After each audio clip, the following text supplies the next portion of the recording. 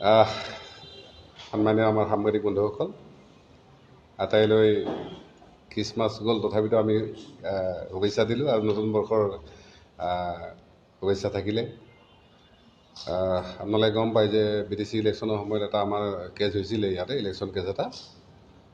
আজি সেই কেছটো মোটামুটি শেষ তাৰিখ আছিলে আৰু কেছৰ পৰা ইতিমধ্যে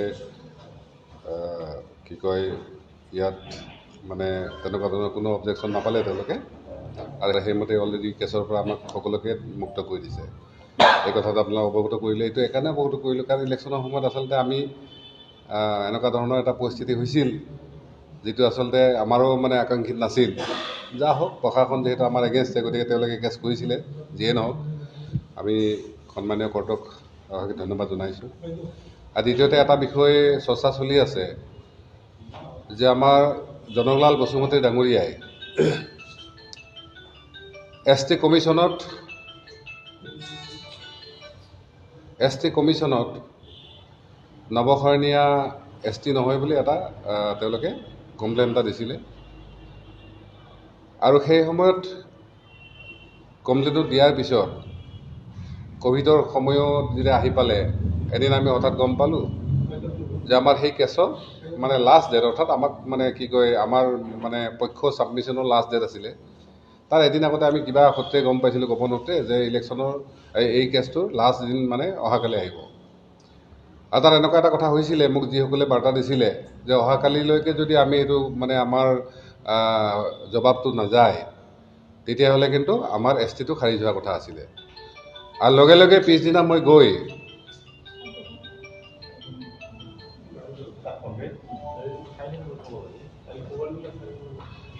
আমি পিছদিনা ST কমিশ্যনত গৈছিলোঁ ডিৰেক্টৰ ওচৰত।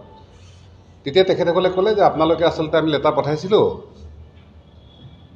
কিন্তু আমি লেটাৰ পোৱা নাছিলোঁ। আৰু মই যেনেকুৱা গম পাইছিলোঁ, মোৰতো সন্দেহ হৈছিল যে এইটো নিশ্চয় কিবা এটা ষড়যন্ত্ৰ আছিল। যা হওক, পিছৰ দিনা আমি সময় লৈ কেনে আমি ছাবমিট কৰিছিলোঁ।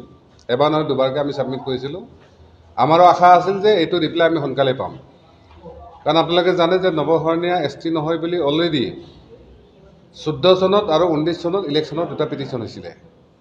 14 চনৰ পিটিশ্যনত আমি হাইকোৰ্টত জিকিছিলোঁ, আৰু হাইকোৰ্টে জনকলাল বসুমতী ডাঙৰীয়াহঁতৰ যি মানে এপিল আছিল সেইটো খাৰিজ কৰিছে। আৰু তেওঁলোকে ছুপ্ৰিম কোৰ্ট গৈছিলে, ছুপ্ৰিম কোৰ্টত আমি জিকিছিলোঁ, যে হাইকোৰ্টৰ ৰায় সঠিক আছে বুলি জনাইছিলে। আকৌ তেওঁলোকে 19ত আমাৰ এগেইনষ্টে কৰিছিলে, সেইটো অলৰেডি আমি হাইকোৰ্টত জিকিলোঁ, এইটো ছুপ্ৰিম কোৰ্টত আছে। তাৰ লগতে আকৌ দুটা তেওঁলোকে হাইকোৰ্টত কেছ দিছিলে, সেই দুটা এতিয়াও মানে ৰানিং হৈ আছে। আৰু এইটো 5 নম্বৰ কেছ আছিল আৰু ST কমিশ্যনত। মই ভাবোঁ এইটো নৱশৰণীয়াক হাৰাশাস্তি কৰাৰ বাহিৰে বেলেগ একো নহয়, কাৰণ তেওঁলোকে অলৰেডি হাইকোৰ্টত তেওঁলোকে ইয়াৰ কাৰণে তেওঁলোকে মানে যিখিনি তেওঁলোকৰ পিটিশ্যন সেইখিনি খাৰিজ কৰিছে। দ্বিতীয়তে এই কথাটো লৈ তেওঁলোকে প্ৰেছমিট দি কেনে হাইকোৰ্টত তেওঁলোকে 2 মাহৰ সময় লোৱা বুলি কৈছে। আচলতে ময়ো ভাল পাইছিলোঁ, মই বিচাৰিছিলোঁ WD ডিৰেক্টৰে কেছটোৰ যিহেতু শুনানি হৈ গৈছে, তাৰ জবাবটো আমাক দিবলৈ দিয়া নাছিলে। আৰু মই ইনফৰ্মেলি যে খবৰ লৈছিলোঁ, এবাৰ গম পালোঁ যে এইটো আচলতে জুডিচিয়েল ব্ৰাঞ্চলৈকে পঠাইছে। তাৰপিছত গম পালোঁ যে এডভকেট জেনেৰেলকে পঠাইছে। পিছত মই খবৰ পালোঁ যে এডভকেট জেনেৰেল অলৰেডি এমাহমান আগতে এই ফাইলটো পঠাই দিছে। মই এটা কথা আপোনালোকক যে স্পষ্ট কৰিব বিচাৰোঁ যে যিটো জনকলাল বসুমতী ডাঙৰীয়াহঁতৰ মানে যিটো অভিযোগ আছিল যে নৱশৰণীয়া যদিও বড়ো কছাৰী ST হয়, তেওঁ আচলতে কোনো বড়ো কছাৰী নহয়, তেওঁ মানে সৰু কোচ হয়। আপোনালোকে অসমৰ যদি হিষ্ট্ৰী অলপ অধ্যয়ন কৰি জানিব যে অসমত সৰু কোচ বুলি কোনো জাতি নাই, কোনো জাতি নাই। কিন্তু যিসকল কছাৰী মূলৰ লোকে নৱবৈষ্ণৱ ধৰ্ম বা হিন্দু ধৰ্মৰ জৰিয়তে অসমীয়া জাতি গঠন প্ৰক্ৰিয়াত ভাগ লৈছিল, তেওঁলোকৰ মাটিৰ কাগজবিলাকত সেই সময়ৰ মণ্ডল বা হেৰিবিলাক মোজাদাৰবিলাকে মানে সৰু কোচ কিছুমানৰ জেগাত লিখি দিছিল, কিছুমান জেগা নাছিল। তেওঁলোকে আমাৰ দেউতাৰ কথা কৈছে, আমাৰ দেউতাৰ দেউতা তেওঁলোকৰ উপাধি আমিয়ে নাজানিছিলোঁ। চেল্লা বেল্লা বুলি 2 ভাই আছিল, তেওঁলোকক তেনেকৈ জানিছিলোঁ। পিছতহে গম পালোঁ যে আচলতে মাটিৰ কাগজত হ'লেও চেল্লা সৰু কোচ আছে, বেল্লা সৰু কোচ আছে। তেওঁলোকে লেখা পঢ়া নাছিল, কোনোদিনে চহী কৰিব জনা নাছিল, কোনোদিনে লেখাও নাছিলে। গতিকে তেনেকুৱা ক্ষেত্ৰত কোনোবা তহচিলদাৰ বা কোনোবা মৌজাদাৰ বা কোনোবা যদি মণ্ডলে যদি তাত লিখে, তেতিয়া আমাৰ কোনো তাত একো ক'বলগীয়া একো নাথাকে। গতিকে এনেকুৱা সৰু কোচ বুলি কোনো জাতিয়ে নাই। এইটোৰ পৰা হয়তো নৱসৈনিক ৰাইজৰ মাজত অলপ হেয় প্ৰতিপন্ন কৰিব পাৰিব বা বিভ্ৰান্ত কৰিব পাৰিব আৰু হয়তো বিশেষকৈ আমাৰ যিসকলে হয়তো ৰাজনৈতিক কাৰণত আমাক বেয়া পায়, বিশেষকৈ বড়ো সমাজৰ কথা কৈছোঁ, তেওঁলোকৰ মাজত অলপ আৱেগৰ এটা হেৰি কৰিব পাৰে, তাতকৈ বেলেগ একো নহয়। গতিকে আজিৰ দিনত এই বিষয়টো ৰাইজৰ যাতে বিভ্ৰান্তিখিনি দূৰ হয়, সেইটো কাৰণে মই এই কথাখিনি আপোনালোকৰ জৰিয়তে অৱগত কৰালোঁ।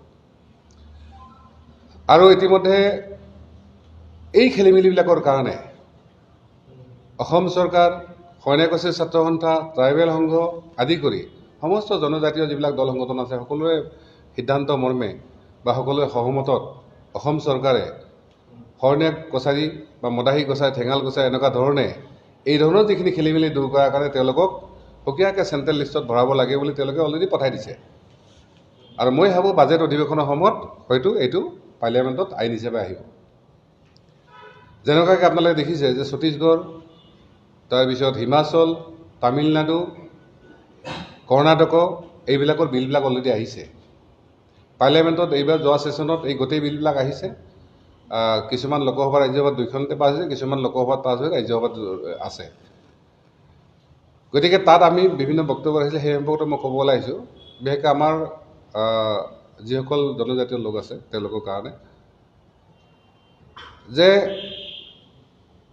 বিশেষকৈ আমাৰ যিটো ইপিৰ কথাটো, ইপিত গণ বুলি যিখিনি সমাজ আছে, আমাৰ আদিবাসীবিলাকৰ এক ডাঙৰ গোত্ৰ আছে, তেওঁলোকৰ ইপিৰ ভিতৰত 13খনৰ পিছত 17খনত এতিয়ালৈকে তেওঁলোকক SCৰ পৰা ST হিচাপে তেওঁলোকক অন্তৰ্ভুক্ত কৰিলে। তেওঁলোকৰ এটা দাবী আছিল যে ইপিৰ যিমান জিলা আছে তাত সকলোতে তেওঁলোকক ST হিচাপে ঘোষণা কৰক, কাৰণ তেওঁলোকে অলৰেডি মধ্যপ্ৰদেশ, ছত্তীশগড় এইবিলাকত তেওঁলোকে জনজাতি হিচাপে পাই আছে, বা ইপিৰে কিছুমানত জনজাতি, কিছুমানে SC হিচাপে অনুসূচিত জাতি হিচাপে পাই আছে। কিন্তু তাতে তেওঁলোকে কি কৈছে, 2002 চনত তেওঁলোকে অজা আৰু নায়ক বুলি দুটা সম্প্ৰদায়, এটা হ'ল OBCৰ আৰু এটা হ'ল উচ্চ সম্প্ৰদায়ৰ, যিসকলক মানে বামুণ বুলি কোৱা যায়, তেওঁলোকৰ দুটা কিন্তু ইয়াত সোমাই দিছে। ইয়াৰ পৰা কি হৈছে, এইবাৰৰ যিটো কাৰেকশ্যন কৰোঁতে সেই একে কামটো কৰিছে। ইয়াৰ পৰা কি হৈছে, তাৰ যিখিনি আদিবাসী মানুহ আছে তেওঁলোকৰ ভয় হৈছে, তেওঁলোক আদিবাসীৰ নামত বা STৰ নামত যিখিনি সুযোগ সুবিধা আছে এই সম্প্ৰদায়বিলাকে হয়তো লৈ যাব। আৰু এই ঘটনাটো ঘটিছিল আমাৰ ৰাজস্থানৰ সময়ত। আপোনালোকে সকলোৱে জানে, আদিবাসী বিশেষকৈ ট্ৰাইবেলসকলে জানে যে যেতিয়া মীনা আৰু ভিল, অৰ্থাৎ মীনা ভিল আছিলে, কিন্তু কৌশলগতে কি কৰি দিয়া হ'ল, বিলখন পাছ হোৱাৰ পিছত মীনাৰ জেগাত কমাই লগাই মীনা বেলেগ হ'ল, ভিল বেলেগ হ'ল। আৰু মীনা বুলি যিটো অগ্ৰজ সম্প্ৰদায় অৰ্থাৎ আগ্ৰণী সম্প্ৰদায় আছিল, তেওঁলোকে কিন্তু তাত চান্স পাই গ'ল। আৰু তাৰপিছত আজি যিমান IAS IPS হয় মেক্সিমাম মীনাবিলাকে হয়। এইটোৰ পৰা কিন্তু আদিবাসী বা ট্ৰাইবেলবিলাকক যথেষ্ট ক্ষতি। আমি চৰকাৰক অনুৰোধ জনাইছিলোঁ যাতে এইটো তেওঁলোকে কাৰেকশ্যন কৰে, নহ'লে আহি থকা দিনত তাৰমানে কি হৈছে, STবিলাকক এফালেদি দিছে আৰু এফালে গোটেইখিনি লৈ গৈছে। এই প্ৰক্ৰিয়াটো যাতে বন্ধ হয়, কাৰণ বিজেপি চৰকাৰে ইতিমধ্যে ট্ৰাইবেল মহিলা এজনীক ভাৰতৰ প্ৰথম মানে নাগৰিক হিচাপে অৰ্থাৎ মহামহিম ৰাষ্ট্ৰপতি হিচাপে তেওঁলোকে নিৰ্বাচিত কৰিছে। দ্বিতীয়তে আকৌ এটা আহিছে যে হাতী বুলি এটা সম্প্ৰদায় আছিলে, আমাৰ এইটো হ'ল হিমাচলৰ, যিখিনি ঠাইত তেওঁলোকক ST কৰা হৈছে তাৰ পৰা গোটেই ST সমাজৰ মানুহ আমাৰ ওচৰত আহিছিল বহু আগতে। তেওঁলোকে ৰাষ্ট্ৰপতি, প্ৰধানমন্ত্ৰী ডাঙৰকৈ মেমৰেণ্ডাম দিছিল। তেওঁলোকে কৈছিল যে হাতী বুলি তেনেকুৱা কোনো সম্প্ৰদায় আগতে আছিল, কিন্তু এতিয়া তেনেকৈ নাই। 3বাৰ ৰেজেক্ট হৈছে, আজিয়ে 3বাৰ ৰেজেক্ট কৰিছে। তাৰপিছতো তেওঁলোকে 4বাৰত তেওঁলোকে ছাকচেছ হৈ ইতিমধ্যে পাৰ্লিয়ামেণ্টত বিলবিলাক আহি গ'ল। তেওঁলোকে কৈছে যে তাত সেই অঞ্চলটোত 30% শিডিউল কাষ্ট আৰু 10% ST আছিলে, টোটেল 40%। এই মানুহখিনিক, হাতী সম্প্ৰদায়ৰ মানুহখিনিক যদি ST কৰা হয় তেতিয়াহ'লে কিমান হ'ব, তেওঁলোকে 60% আছে, অৰ্থাৎ 70% ST আৰু SC হ'ব 30%। কিন্তু মূল কথাটো এইখিনি মানুহ ST হোৱালে তাত যিখিনি ST আগৰ সুবিধা পাই আছিলে তেওঁলোকে কিন্তু সুবিধাৰ পৰা বঞ্চিত হ'ব। আৰু আহি থকা দিনত চেণ্ট্ৰেলিও তাত মানে যথেষ্ট অসুবিধা হোৱাৰ কথা আছে, কাৰণ এই সুবিধাবিলাক তেওঁলোকে লৈ যোৱাৰ চান্সটো আছে। সেইকাৰণে আমাৰ এটা কথা আছিল যে ভাৰতবৰ্ষৰ যিখিনি আৰক্ষণৰ ব্যৱস্থা আছে 100% আৰক্ষণ কৰিব লাগে। ST SCৰ যিখিনি সাংবিধানিক অধিকাৰ সেইখিনি অক্ষত থাকিব লাগে। নতুনকৈ যদি কোনোবাক ST SC কৰা হয় তেতিয়াহ'লে ST SCৰে আৰু আকৌ যেনেকুৱা আমাৰ অসমত কৈছে যে আজি ট্ৰাইবেল দুটা আছে, এটা হ'ল প্লেন ট্ৰাইবেল, এটা হ'ল হিল ট্ৰাইবেল। ঠিক তেনেকুৱাকৈ যদি ভাৰত চৰকাৰে দুটা ছিষ্টেম কৰে, ট্ৰাইবেল অল্ড, ট্ৰাইবেল নিউ, তেতিয়াহ'লে কিন্তু এই সমস্যাৰ সমাধান হ'ব। কাৰণ আপোনালোকে জানিছে যে অসমত 6 জনগোষ্ঠী জনজাতিকৰণৰ কথা ইতিমধ্যে চলি আছে। অকল অসমতে নহয়, বিভিন্ন প্ৰান্তত বহু লোকে জনগোষ্ঠীভুক্ত হোৱাৰ কাৰণে চেষ্টা কৰি আছে, ST হওক SC হওক। গতিকে ইয়াত ৰাজনীতি বাদ দি যদি 100% যদি কৰা হয়, তেতিয়াহ'লে কিন্তু সুবিধাখিনি হ'ব। ইতিমধ্যে EWSৰ কথাটো অসমত ওলাইছে। আমাৰ কলিতাসকলৰ 70% মানুহে কিহত আছে? তেওঁলোকে জেনেৰেলত আছে। কিন্তু অসম চৰকাৰে EWSৰ সলনি দুখীয়া শ্ৰেণীক যেতিয়া তেওঁলোকে দিম বুলি ক'লে, তেতিয়া তেওঁলোকেও বিয়োগ কৰিছে। কাৰণ বেলেগত কিন্তু জেনেৰেল বুলি ক'লে উচ্চ পৰ্যায়ৰ মানুহখিনিয়ে আছে। মই একেলগে কলিতা ছাত্ৰ সন্থাৰ কালিও সন্মিলনৰ সভাপতি পাইছিলোঁ, তেওঁও কৈছিলোঁ যে আপোনালোকে OBC হোৱা হ'লে কমচে কম সেই কথাখিনি নহ'লহেঁতেন। যিয়ে নহওক তেওঁলোকৰ বিষয়, কিন্তু মূল বিষয়টো আৰক্ষণৰ বিষয়খিনি সমাধানৰ কাৰণে বা আমাৰ মাজত যাতে কাজিয়া পেচাল নালাগে, তাৰ কাৰণে 100% আৰক্ষণৰ ব্যৱস্থা অসমতো হ'লে মই ভাবোঁ তেতিয়া কিন্তু আমাৰ মাজত এই ধৰণৰ যিখিনি, কাৰণ কালি কোনোবাই জনজাতিকৰণ বিচাৰিছে, কোনোবাই বিৰোধ কৰিছে, চৰকাৰে সেই সুবিধা লৈ তেওঁলোকে কামখিনি কৰা নাই। কাৰণ 6 জনগোষ্ঠী জনজাতিকৰণটো আদিৰ নহয়, এইটো বহু পুৰণা দাবী। আৰু ইতিমধ্যে এক্সিষ্টিং যিসকল ট্ৰাইব আছে তেওঁলোকে কৈ দিছে যে এক্সিষ্টিং ট্ৰাইবৰ যিখিনি কটা আছে সেইখিনি হেনদেৰি নোহোৱাকৈ যদি জনজাতি হয় ক'বলগীয়া একো নাই। সেইকাৰণে আমি অসম চৰকাৰ, ভাৰত চৰকাৰৰ এইখিনি আহ্বান যে জনজাতিকৰণ হওক বা সংৰক্ষণৰ ক্ষেত্ৰত হওক, যেনেকুৱা OBCৰ ক্ষেত্ৰত আছে, মষ্ট বেকৱাৰ্ড ক্লাছ আছে, বেকৱাৰ্ড ক্লাছ আছে। গতিকে OBC কালি যদি আৰক্ষণৰ আণ্ডাৰত আহি যায় গোটেইখিনিয়ে, তেতিয়াহ'লে তেওঁলোককো তেনেকুৱা ধৰণে দুটা কেটেগৰীত লোৱা ভাল। অৰ্থাৎ এই ধৰণৰ ছিষ্টেম কৰিলে মই ভাবোঁ কি যে আমাৰ মাজত ব্যক্তিগত কাজিয়া পেচাল লগাই কিনে ৰাজনীতি কৰাৰ পলিচিটো আজিকালি বন্ধ কৰিব লাগে। আৰু পাৰ্লিয়ামেণ্টৰ মেইন ফ'কাছ আমাৰ এইখিনি আছিলে যোৱা এইবাৰৰ। তাৰপিছত আহিছিলে ইয়াত বিশেষকৈ আমাৰ হাতী মানুহৰ সংঘাতৰ কথাটো আমি চবেই জানো, যথেষ্ট ক্ষয়ক্ষতি হৈছে। যে এই সম্পৰ্কত এটা পলিচি লাগে আমাৰ। বিধানসভাতো এইটোলৈ যথেষ্ট আলোচনা হৈছে, আলোচনাখিনি ভালেই হৈছে, কিন্তু পলিচি কি লয় সেইটোৱে নিৰ্ভৰ কৰিব। কাৰণ হাতীৰ যথেষ্ট তেওঁলোকৰ কৰিডৰবিলাক ধ্বংস কৰা হৈছে, জংঘলত মানে যিহেতু মানুহৰ বেছি হেৰি হৈছে, তাৰ কাৰণে তেওঁলোকৰ ক্ষতি যথেষ্ট হৈছে। আৰু পানীৰ বিষয়লৈ আমি পাৰ্লিয়ামেণ্টত এটা উত্থাপন কৰিছিলোঁ যে উত্তৰ অঞ্চলত পানীৰ যথেষ্ট সমস্যা। আজি ঘৰ ঘৰ জল, ঘৰ ঘৰ নলৰ জৰিয়তে মই বহু জেগাত দেখিছোঁ যে সেইবিলাকত য'ত পাইপ পোতা হৈছে, খৰালি সময়ত কিন্তু পানীটো তাত নলোৱা হৈ যায়। বাৰিষাতো পানী এভেইলেবল, আমি বৰষুণৰ পানী ধৰি খাব পাৰোঁ। আজি মই অলপ আগতে এগ্ৰিকালচাৰৰ কথা পাতিছিলোঁ যে চেণ্ট্ৰেলৰ এটা পলিচি কি, তেওঁলোকে ডাঙৰ যিটো বেহৰ আছে, ডাঙৰ জাতৰ, সেইটো তেওঁলোকে ছাপ্লাই কৰে। কিন্তু আমাৰ BTCকে ধৰি এই নাম, গতিকে পানীৰ অভাৱত সেই সৰিয়হটো কাম নাই। সেইকাৰণে ইৰিগেশ্যন ছিষ্টেমটো যাতে ভাল হয় ইয়াত, সেইটো আমি বিচাৰোঁ। আৰু লগে লগে আৰু এটা কথা আমি আপোনালোকৰ জৰিয়তে ক'ব বিচাৰোঁ যে ডিলিমিটেশ্যনৰ ক্ষেত্ৰত, যে লিমিটেশ্যন হ'ব, এইটো চৰকাৰে ক্লিয়াৰ কৰিছে, এইটো খাটাং কথা। কোকৰাঝাৰ সমষ্টি হয়তো আজিৰ যিটো চেপ আছে সেইটো চেপ নাথাকিব। নন BTC পাৰ্টটো সম্পূৰ্ণ কটা যোৱাৰ কথা আছে। দ্বিতীয়তে হয়তো বাক্সা বা তামোলপুৰ, ওদালগুৰি আৰু হলংগিৰি বুলি যিখন নতুন ডিষ্ট্ৰিক্ট হোৱাৰ কথা আছে, BTCৰ যিটো ডিলিমিটেশ্যন হোৱাৰ যিটো প্ৰক্ৰিয়া চলি আছে, গাঁও গঠন, গাঁও হেৰি, হয়তো এই 3খন ডিষ্ট্ৰিক্ট মিলি বাক্সা হয়তো কোকৰাঝাৰত থাকি যাব পাৰে, কিন্তু তামোলপুৰ, ওদালগুৰি বা হলংগিৰি যিখন ডিষ্ট্ৰিক্ট হোৱাৰ কথা সেই 3খন হয়তো হৈ যাব। কিন্তু ডিলিমিটেশ্যন হোৱাটো মোটামুটি মানে হ'বই এনেকুৱা ধৰণৰ।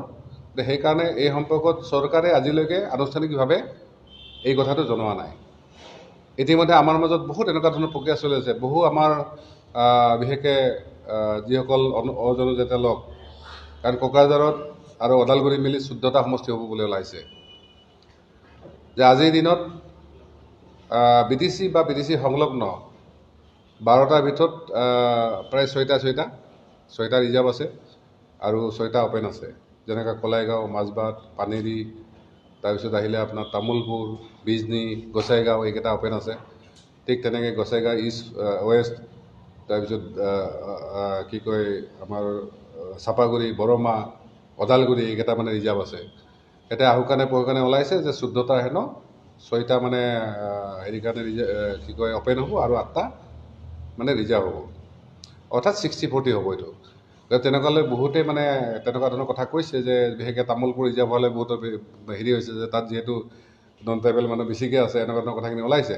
গতিকে এই সম্পৰ্কত মই সকলো ৰাইজলৈ আহ্বান, যিহেতু আমি ডিলিমিটেশ্যন কমিটিৰ মেম্বাৰ আমিও আছোঁ, যে ৰাইজৰ এই বিষয়ত যদি কিবা ক'ব লগা থাকে তেতিয়াহ'লে তেওঁলোকে আমাক জনাব পাৰে। তেতিয়া আমি আনুষ্ঠানিকভাৱে যিবিলাক মানে তাত আলোচনা হ'ব, তাত আমি আনুষ্ঠানিকভাৱে আলোচনা কৰিম। আমাৰ কথা হ'ল যে ডিলিমিটেশ্যন হওক, কিন্তু ইয়াত প্ৰতিটো জাতি জনগোষ্ঠীৰ মানে সমস্যা বা সুবিধা অসুবিধা কথাখিনি যাতে চৰকাৰে বিবেচনা কৰে ডিলিমিটেশ্যন কমিশ্যনে আমি সেইটো যাতে নিশ্চিত কৰিব পাৰোঁ এইখিনি আমি বন্দবস্ত কৰিম সেইকাৰণে মই আপোনালোকৰ জৰিয়তে সকলোকে জনাইছোঁ যদি কাৰোবাৰ এই ধৰণৰ কিবা বক্তব্য আছে আগতীয়াকৈ আমাক জনাই থ'লে আমি কমিশ্যনৰ যেতিয়া মিটিংবিলাক হ'ব তাত আমি এইবিলাক উত্থাপন কৰিব পাৰিম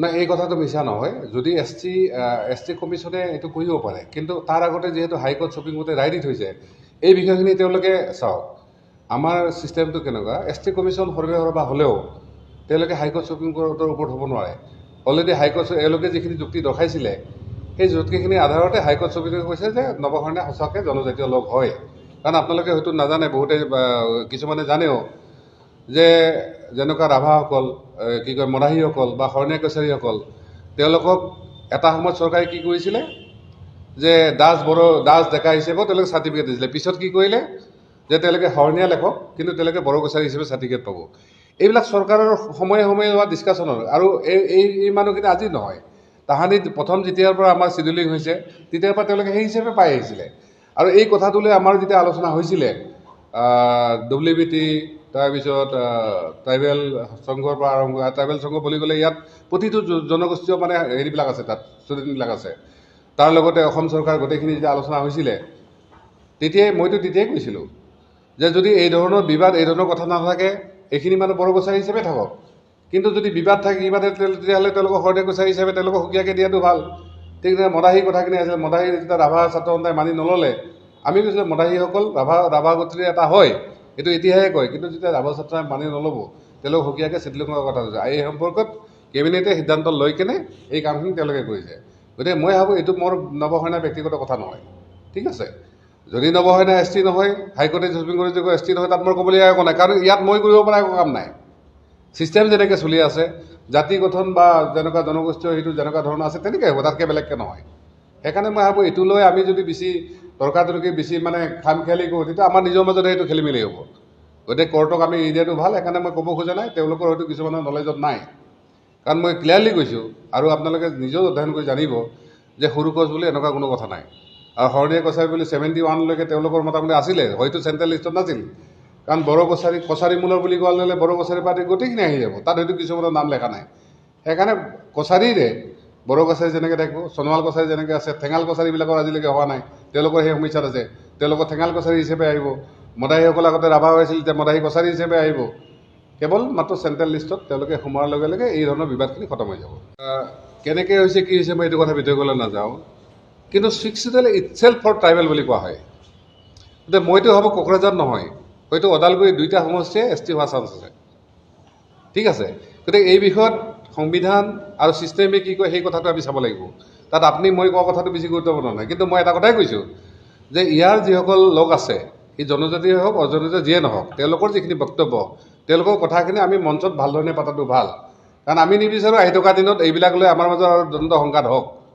মই সেইটোৱে কথা কৈছোঁ গতিকে যেতিয়া ডিলিমিটেশ্যন কমিশ্যনৰ কথাখিনি তাৰ আহিব আমি নিশ্চয় কথাবিলাক আমি ভালধৰণে চৰ্চা কৰি কোনটো কৰিলে ভাল হয় নহয় আমি চৰ্চা কৰিব পাৰিম গাঁও গঠন সম্পৰ্কত মইতো পাৰ্লিয়ামেণ্টত উঠাইছিলোঁ আপোনালোকে গমেই পায় পাৰ্লিয়ামেণ্টত তেওঁলোকে এটা জবাবেই দিছে হোম মিনিষ্টাৰৰ পৰা এটা কথা কৈছে যে যিমান সোনকালে সম্ভৱ হয় বিটিআৰ চুক্তি কাৰ্যকৰী কৰাৰ কাৰণে তেওঁলোকে প্ৰচেষ্টা চলাই আছে বেছি আৰু আহুকানে বহুকানে আমি যিখিনি কথা শুনিছিলোঁ যে ইয়াত আমাৰ EPPL বা আপচুৰ ফালৰ পৰা বা চাঞ্চুমা দাই মোটামুটি প্ৰায় সেইটো পাৰ্টৰ আৰু নতুনকৈ সোমোৱাৰ যিটো আছে প্ৰায় 2000মান গাঁও তেওঁলোকে বিচাৰিছে আৰু ইয়াৰে যিখিনি 2003 চনত কাটা গৈছিলে 96খন গাঁও সেইখিনি আকৌ ইনক্লুড কৰাৰ কথা কৈছে সেই হিচাপত কটাৰ পক্ষত কিন্তু বেছি নাই সেইকাৰণে আমাৰ যিটো ভিতৰৰ যিখিনি খবৰ আমি পাইছিলোঁ যাৰ কাৰণে কমিশ্যনে আজি ৰিপৰ্ট দিব পৰা নাই সেইমতে গাঁও সোমাৰ সেইটো আছে কটাৰ সেইটো কিন্তু নাই